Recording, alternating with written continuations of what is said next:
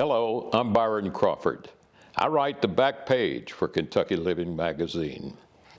And today, with Christmas here, I'd like to share a story from the back page and a story from my latest book, The Back Page, that has some meaning to me from my childhood. It's called Gifts of Time. Come back with me this Christmas season to a place in Kentucky where a young boy once sat on a big log in a thicket of red cedars, watching and listening, but mostly listening, as snowflakes tumbled in peaceful profusion from a misty gray sky.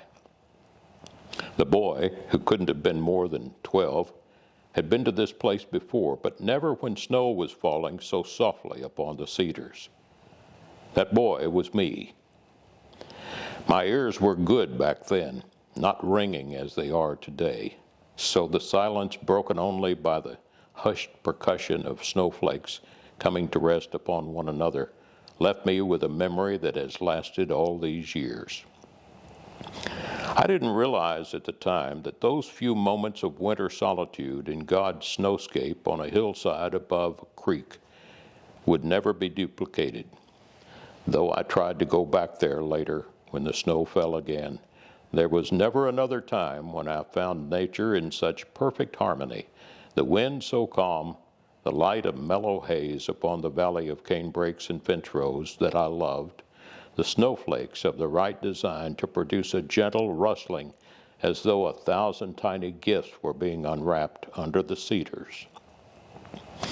How odd that among my trophy memories of Christmas seasons come and gone, the ones with no bells and whistles are my favorites. These memories are Father Time's gifts to me as I grow older. If I had left the cedar thicket that snowy day and followed the creek most of a mile downstream, I'd have come to an old stock barn, long since vanished, that held an even warmer memory of the season. Late one afternoon, when I must have been about 5 years old and the snow was maybe ankle deep, I followed in my dad's tracks down to the barn where we walked through the fields to feed the cattle.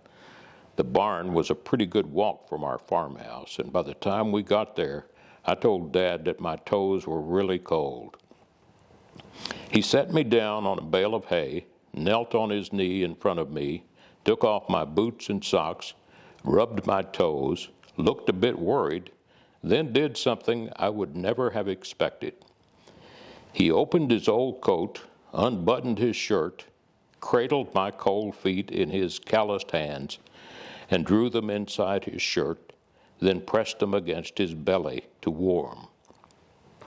In that little moment, maybe for the first time in my young life, I remember thinking, Daddy must really love me a lot to put my cold feet against his belly. My toes may have gotten cold again that afternoon, but my heart was warmed for life. This Christmas, my wish for you and those you love is that Father Time has brought you enough warm memories to last long after this year's gifts are forgotten. Merry Christmas.